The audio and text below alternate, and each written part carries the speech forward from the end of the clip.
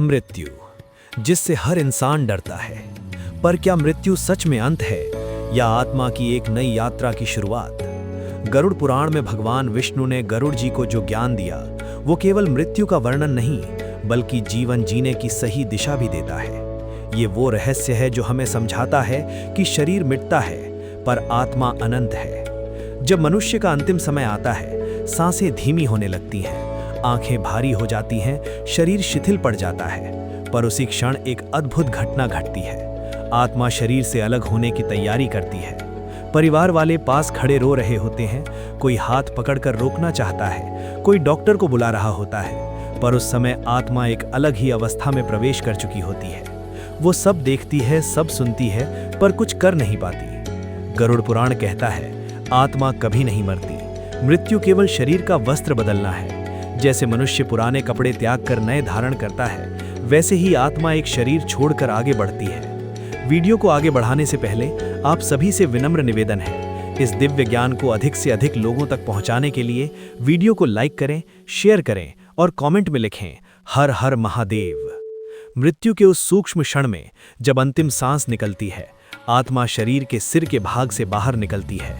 उसे एक हल्कापन महसूस होता है, जैसे कोई बंधन टूट गया हो, पर साथ ही एक अनजाना भय भी होता है, क्योंकि आगे क्या है ये उसे पता नहीं। गरुड़ पुराण बताता है, उस समय आत्मा के सामने दो प्रकार के दूत आ सकते हैं। यदि जीवन पाप, छल, क्रोध और अधर्म में बीता तो यमदूत आते हैं। उनका स्वरूप भयानक होता है, आंखें अग्नि जैसी, हाथों में फंदा और आत्मा भय से कांप उठती है। पर यदि जीवन भक्ति, दया, सत्य और धर्म में बीता तो विष्णु दूत आते हैं। उनका स्वरूप तेजस्वी, शांत, दिव्य प्रकाश से भरा होता है।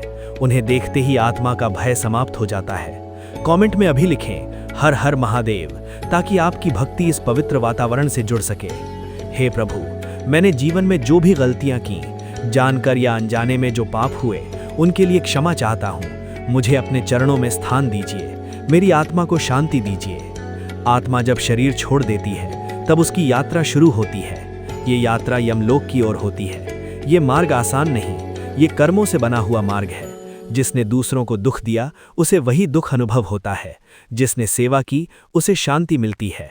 गरुड़ पुराण हमें बार बार याद दिलाता है, धन साथ नहीं जाएगा, शरीर साथ नहीं जाएगा, परिवार भी एक सीमा तक साथ है, पर अंत में साथ जाते हैं तो केवल कर्म और भगवान का नाम। अगर आप ऐसे ही आध्यात्मिक ज्ञान सुनना चाहते हैं तो हमारे YouTube चैनल गीता जीवन ज्ञान 5K को सब्सक्राइब करें, बेल आइकन को ऑल पर सेट करें ताकि हर नया ज्ञान आप तक सबसे पहले पहुंचे। यमराज को लोग डर के रूप में देखते हैं, पर वे न्याय के देवता हैं। वे दंड नहीं देते, केवल कर्मों का फल प्रदान करते हैं।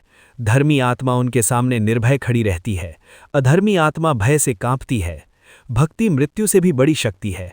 जिसने जीवन में भगवान का नाम लिया, अंतिम समय में वही नाम उसकी रक्षा करता है।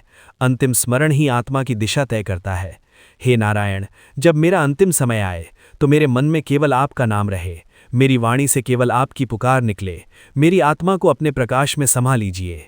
गरुड़ पुराण का संदेश स्पष्ट है, मृत्यु अंत नहीं, एक परिवर्तन है, एक द्वार है, और उस द्वार के पार वही आत्मा शांति पाती है जिसने जीवन में धर्म और भक्ति को अपनाया। जो आत्मा सच्चे मन से कहती है, हे प्रभु, मैं आपकी शरण में हूँ, उसके लिए मृत्यु भय नहीं, मोक्ष का मार्ग बन सकती है।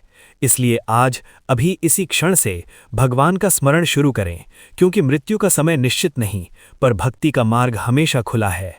हे प्रभु, हम सबको सद्बुद्धि दीजिए, धर्म के मार्ग पर चलने की शक्ति दीजिए और अंत समय में अपने चरणों में स्थान दीजिए। यही गरुड़ पुराण का पवित्र संदेश है। भक्ति ही आत्मा का सच्चा सहारा है, कर्म ही सच्चा धन है और भगवान का नाम ही सच्चा साथी। हर हर महादेव। नारायण नारायण।